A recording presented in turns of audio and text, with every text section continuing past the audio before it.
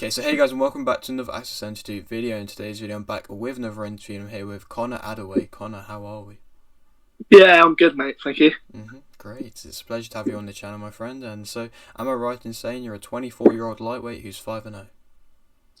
Well, I'm not actually a lightweight. I'm ranked at lightweight on box track at the minute, but my next fight's actually at featherweight. But yeah, I am 5-0. Yeah. Okay, great. Okay, and so if you're new around here and you haven't subscribed, please do so. Like the video if you're doing like video, and let's get straight into it. So, I'm going to start with the question which I always like to start off with. Why did you start boxing? Well, pretty much just my big brother done it. To be honest with you, I just wanted to. I was always chomping at the bit to go with him. Do you know what I mean? I wasn't old enough at first when he started, because you had to be 7 to join the club. But yeah, the second I turned 7, I went. That's great. Starting from a young age, love to see it. And so, do you remember what happened in your first amateur fight? Yeah, I travelled up to Bristol I travelled up to Bristol and I won my first amateur fight. I put him on a standing count. Okay. That was when I was 11 years old. So yeah, I think the first one you always remember. Yeah, definitely. That's a good start. And so, what was your biggest achievement from the amateurs? It's a funny one, really. I've got a few achievements which I'm proud of. I think I definitely could have done better in the amateurs. I got to the elite semi-finals of the ABAs, so I got a bronze medal in that, and I got to the Haringey Box Cup final as well, and I lost that on a split decision, which is one of them. It could have probably went either way. It's like I said, it's an achievement, but it's one I look back on thinking I was this close away from gold. Do you know what I mean? So yeah, they're probably my two biggest achievements, I would say. No, they're both big achievements then. So how many fights did you end up racking up? I had somewhere in the region of 50, I'd say. Okay. Good amount. And so, why did you end up turning professional when you did? So I turned professional right after the Haringey final. I knew I was going to turn professional then. I think it was more of a case of, like I said, I got to the ABA semi-finals and I didn't get nothing from England or anything, so I knew that the Haringey was going to sort of be my last dance in the amateurs, if you know what I mean. So after the ABAs, I wanted to go pro. So I knew after Haringey, that would be my last fight in the amateurs. Okay, that's fair. And so, I mean, so far on the professional side of things, you're doing very well. Of course, unbeaten. And so, which fight would you say you've performed your best in the pro game?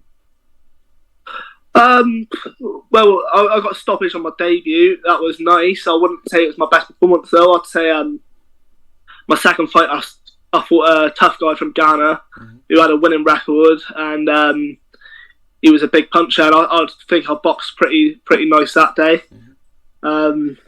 Yeah, I think I've performed pretty well in most of them so far. But I'm up in the levels now, so I feel like I should have performed well in them ones. You know. Definitely. And so, of course, you are right in the early parts of your career. And so, what would you say is your main motivation at the moment? Well, I want to win titles. I want to at least win a British title in my career. And obviously, I've got a big title coming up next for the Southern area. And like I said, I've done it all my life, pretty much. So to not be motivated isn't really an option. It's just something I've always done and I'll continue to do.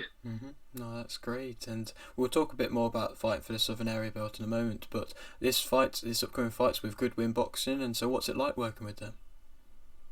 Yeah, it's good. They've handled my career perfectly so far. I've had no complaints. So yeah, no, it's really good. That's great. And so this fight is March 11th, and so how's preparations been going for that? Yeah, really good. It's been I've never trained so hard in my life, to be honest with you. I've really put my heart and soul into this camp. You know, I think in previous fights, I've sort of known I was in my head. I knew I was going to win it. Do you know what I mean? But now we're both undefeated fighters in this one. Do you know what I mean? There's we're both putting our undefeated records on the line, and I know that he's doing the same. So it's motivated me massively. Definitely, that's great. And so, how big of an achievement would it be to become Southern Area champion? Yeah, it would be massive. It would be massive. I mean, I live in Plymouth, you know. There hasn't been a champion down here in a long time, so yeah, it would be massive. Definitely, indeed. And so, I mean, you spoke a bit about your opponent, Lewis Frimpong, and so how much do you know about him? Not a lot.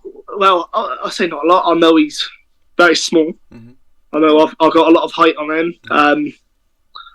I've only seen one fight, which is on YouTube, and yeah, so it's not too much, but I know I believe I'm a level above Lewis. So yeah, I think I'll be coming away with the win on March 11th.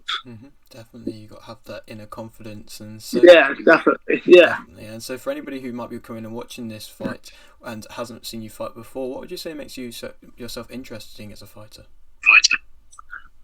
I think I'm a very reactive fighter. I'm very much reactive to what's going on in front of me. I think I can adapt.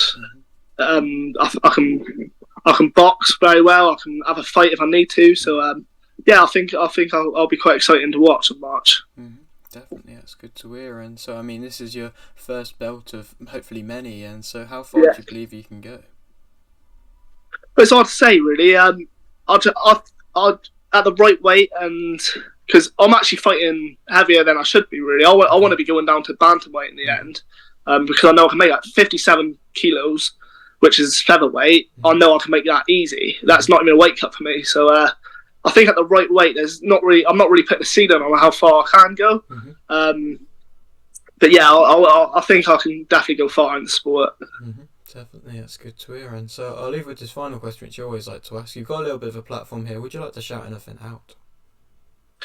Yeah, I'd just like to say a massive thank you to everyone that's bought tickets for this fight. I've got, considering it's a long journey, I've got a big amount of support coming up, so I'd like to thank everyone, and I'd also like to thank all my sponsors for all their help, and yeah, everyone that's helping on the journey.